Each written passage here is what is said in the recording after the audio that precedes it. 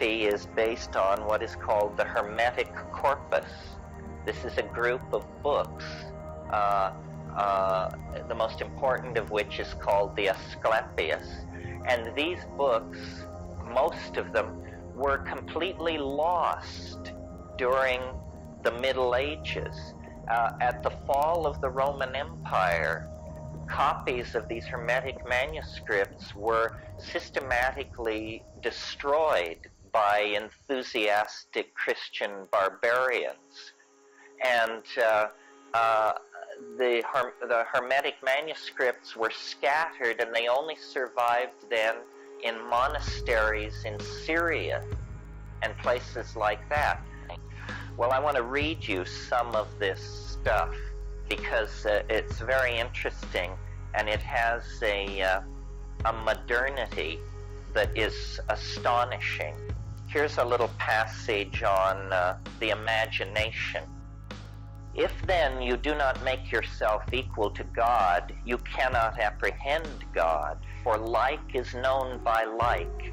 Leap clear of all that is corporeal, and make yourself to a like expanse with that greatness which is beyond all measure. Rise above all time, and become eternal. Then you will apprehend God.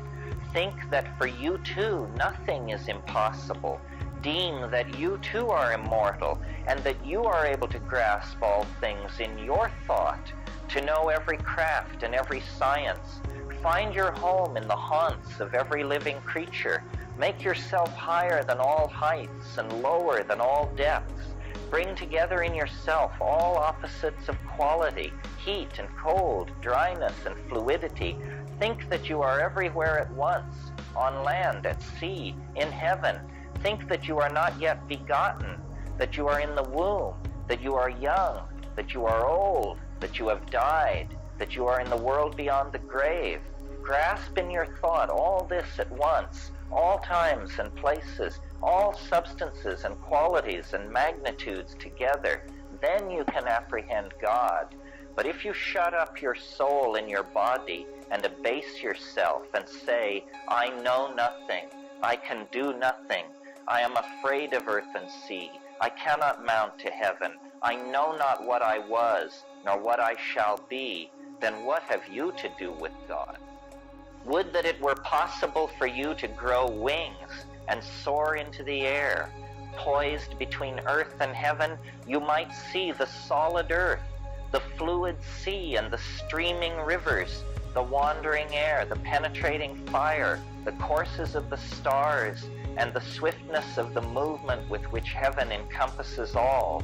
What happiness were that, my son, to see all these borne along with one impulse, and to behold him who is unmoved, moving in all that moves, and him who is hidden, made manifest through his works. But he who presents all things to us through our senses, and thereby manifests himself through all things and in all things, and especially to those to whom he wills to manifest himself. Begin then, my son Tat, with a prayer to the Lord and Father, who alone is good. Pray that you may find favor with him, and that one ray of him, if only one, may flash into your mind, so that you may have power to grasp in thought that mighty being. For thought alone can see that which is hidden, inasmuch as thought itself is hidden from sight. And if even the thought which is within you is hidden from your sight, how can he, being in himself, be manifest to you through your bodily eyes?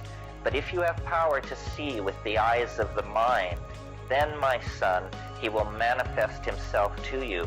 For the Lord manifests himself ungrudgingly through all the universe, and you can behold God's image with your eyes and lay hold on it with your hands. If you wish to see him, think on the sun, think on the course of the moon, think on the order of the stars. Who is it that maintains that order? The sun is the greatest of the gods in heaven. To him, as to their king and overlord, and all the kings of heaven yield place. And yet this mighty God, greater than earth and sea, submits to having smaller stars circling above him. Who is it then, my son, that he always obeys with reverence and awe. Each of these stars, too, is confined by measured limits and has an appointed space to range in. Why do not all the stars in heaven run like and equal courses? Who is it that is assigned to each its place and marked out for each the extent of its course? And so forth.